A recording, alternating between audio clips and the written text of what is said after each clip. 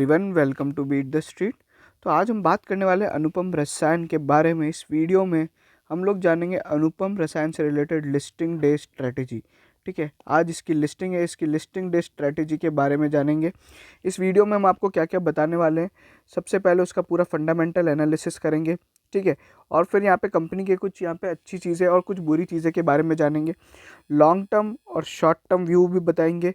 और किसी को अगर अलॉटमेंट नहीं लगा है और किसी को ट्रेड करना है तो उसे कितने रुपए के लिए करना है, ये सारी चीज़ें बताएंगे। और आपको लिस्टिंग गेन कितना हो सकता है, ये सब चीज़ें बताएंगे।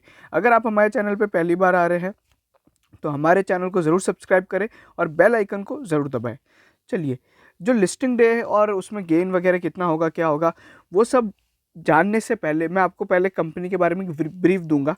वो सब देखने के बाद ही आप वो लिस्टिंग डे स्ट्रेटेजी और वो सब चीज़ समझ पाएंगे। क्योंकि अगर मैं कोई शॉर्ट टर्म ट्रेड दे रहा हूँ या मेरा नेगेटिव व्यू है तो किसी ना किसी रीज़न के कारण होगा, जो मैं इस एनालिसिस के दौरान बताऊंगा। इसलिए आप वीडियो पूरा देखिएगा। डायरेक्ट आप अगर उस पर जंप करते हैं लिस्टिंग डे स्ट्रेटेजी के एंड में तो आपको फिर यहाँ पे प्रॉब्लम होगी, आपको एक प्रॉपर डिसीजन देखने को नहीं मिलेगा। ये केमिकल कंपनी है जिसका यहाँ पे भाव 555 रखा गया है, ठीक है। आज इसकी लिस्टिंग है।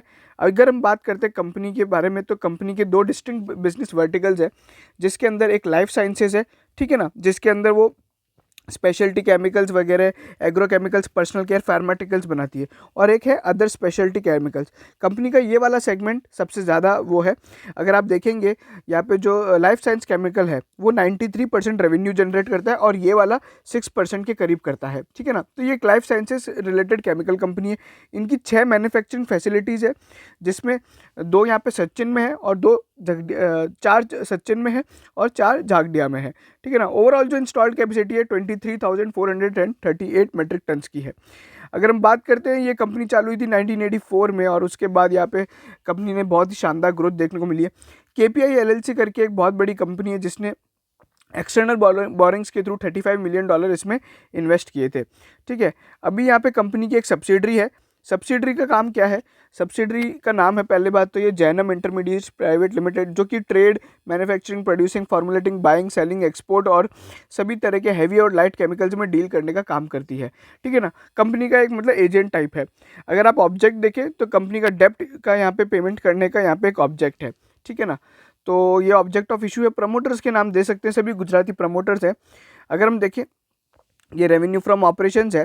तो अगर आप रेवेन्यू की बात करते हैं तो यहाँ पे रेवेन्यू कंपनी का जो रहा है वो करीबन 5,392 करोड़ रुपीस का रेवेन्यू रहा है, ठीक है। अगर हम पिछले उससे बात करते हैं तो 3100 करोड़ का था और लगभग 9 मंथ्स में ही कंपनी ने इतना कुछ कमा लिया है, ठीक है ना।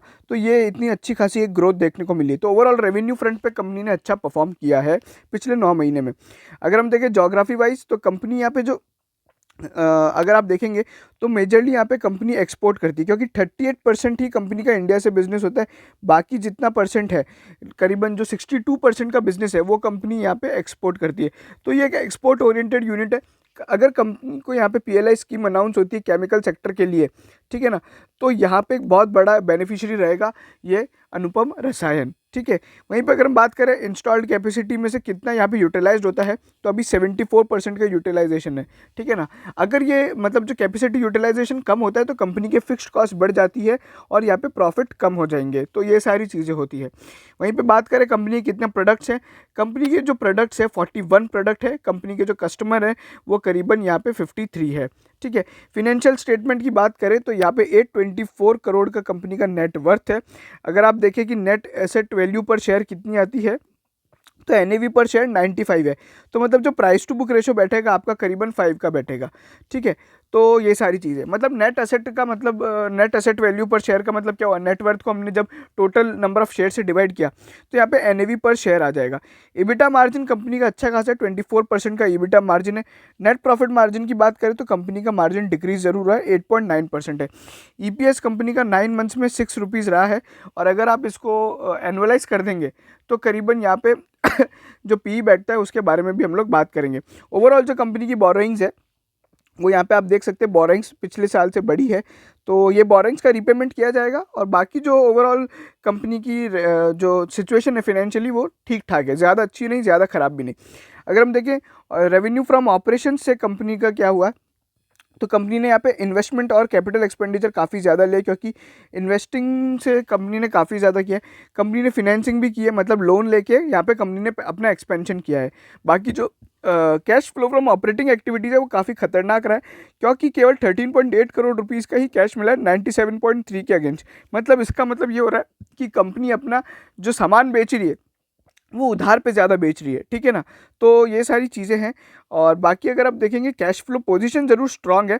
अगर आप इंडस्ट्री पीयर से कंपेयर करते हैं तो अनुपम रसायन ऑलरेडी एक हाई पी स्टॉक बन चुका है, क्योंकि वो 86 के पी पे तो अभी ट्रेड कर रहा है, यानी 555 के भाव पे 86 के पी पे ट्रेड कर रहा है। अगर आप इस पर थोड़ा बहुत जीएमपी जोड़ दें, मतलब जो 50-60 रुपये का चल रहा है, तो 600 के ऊपर जाते ही इसका जो पी रेशो है वो करीबन 100 के लगभग हो जाएगा, बहुत हाई पी स्टॉक बन जाएगा, ठीक है ना।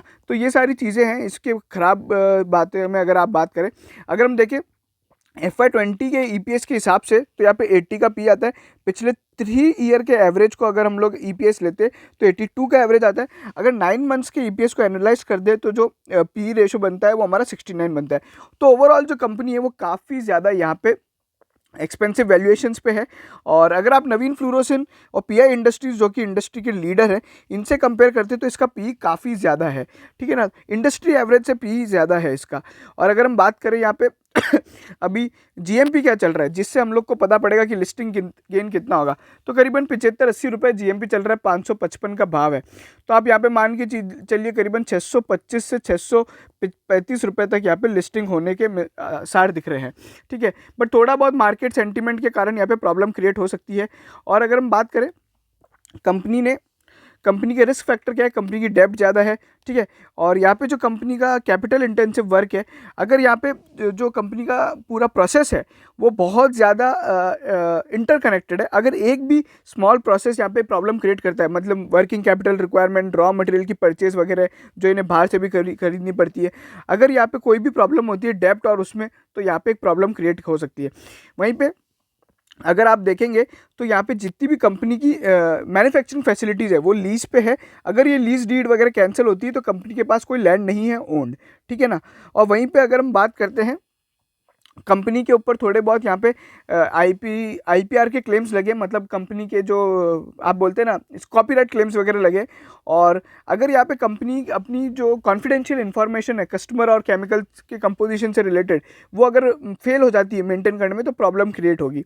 ये सभी रिस्क फैक्टर है। उसी के अलावा यहाँ पे सिग्निफिकेंट एंट्री बैरियर्स है इस इंडस्ट्री के अंदर। और वहीं पे किसी भी कंपनी के साथ यहाँ पे किसी भी कस्टमर के साथ लॉन्ग टर्म पार्टनरशिप नहीं है, ठीक है ना। कंपनी यहाँ पे प्रमोटर्स पे डिपेंडेंट है और वही इनके केएमपी है, ठीक है। वहीं पे अगर हम बात करते हैं जो कॉम्पिटिटर्स हैं और नए प्रोडक्ट्स हैं उससे काफ़ी ज़्यादा कॉम्पिटिशन मिल रहा है। और अगर कल को कंपनी के जो रॉ मटेरियल्स है उसके जो ये इंपोर्ट करती है उस पर रेस्ट्रिक्शन लगाया जाता है या उस पर ड्यूटी बढ़ाई जाती है तो कंपनी के ऑपरेशंस नेगेटिव यहाँ पे रिएक्ट कर सकते हैं, ठीक है। स्ट्रेंथ की बात करते हैं तो कंपनी ने लॉन्ग टर्म रिलेशंस डेवलप किए हैं, कस्टमर और वो सारे काफ़ी अच्छे हैं। कंपनी का R&D का जो डिवीजन है वो काफ़ी स्ट्रांग है। उसी के अलावा कंपनी की जो मैन्युफैक्चरिंग फैसिलिटी पूरी ऑटोमेटेड है और यहाँ पे कंपनी ने कंसिस्टेंट ग्रोथ दिखाई दी है। अगर हम बात करते हैं यहाँ पे कंपनी के यहाँ पे जो बड़े बड़े फंड्स जिन्होंने आईपीओ से जस्ट पहले यहाँ पे पैसा लगाया है, तो मैं अगर बताऊँ फिडेलिटी इन्वेस्टमेंट ने लगाया है, ठीक है। फिर एक नोमुरा ने लगाया है, फिर आदित्य बिरला म्यूचुअल फंड ने लगाया है। उसके बाद अगर हम बात करते हैं यहाँ पे CLSA ने लगाया, मालाबार ने लगाया, Sundaram mutual fund, SBI life, Elara India opportunities, next orbit, Max life insurance, IFL ने लगाया, BNP परिबस, विकासा इंडिया ने लगाया, इंटीग्रेटेड कोर स्ट्रेटेजीज ने लगाया। तो ये सारी बड़ी बड़ी कंपनियों ने पैसा लगाया है, ठीक है। अब बात करते हैं लिस्टिंग गेन की। देखिए लिस्टिंग गेन जो होगा 625 से 635 के हिसाब से हो सकता है। अगर मार्केट नेगेटिव होता है तो ये लिस्टिंग गेन आपको 600 रुपये के आसपास दिख सकता है, ठीक है। कुछ ज़्यादा लिस्टिंग गेन नहीं होने वाला है। ये एक ऐसा IPO है जिसके अंदर आपको लिस्टिंग डे पे ही निकलना पड़ेगा अगर आपका यहाँ पे लिस्टिंग डे के हिसाब से टारगेट है। अगर कोई मुझसे पूछता है शॉर्ट टर्म के लिए होल्ड करना है या लॉन्ग टर्म के लिए होल्ड करना है तो मैं बिल्कुल मना करूंगा, ठीक है ना। ये स्टॉक में इतना दम नहीं है, अगर दम होता तो इसका लिस्टिंग गेन ज़्यादा होता। अब क्या होगा ना, थोड़े बहुत ऑपरेटर गेम खेलेंगे। अब आप बोलेंगे कि आपने तो बोला 600 पे लिस्ट हुआ और कल को भाव 650 चला गया या 700 चला गया, तो देखिए जा सकता है, बट उसमें रिस्क बहुत ज़्यादा है। अगर आप देखेंगे तो कोई भी IPO को आप 2-3 दिन से ज़्यादा होल्ड करके रखते तो फिर उसके बाद उसमें डाउन टर्न आ जाता है। तो मैं बोलूँगा कि आप थोड़ी बहुत क्वांटिटी तो अपनी आज ही निकाल लें अगर 630 या 620 के भाव मिलते हैं तो, ठीक है। फिर अगर आप चाहें तो आधी क्वांटिटी आपकी होल्ड करें, कल या परसों में ज़रूर निकाल दें, लेकिन 3 दिन के अंदर सारी अपनी क्वांटिटी निकाल दें।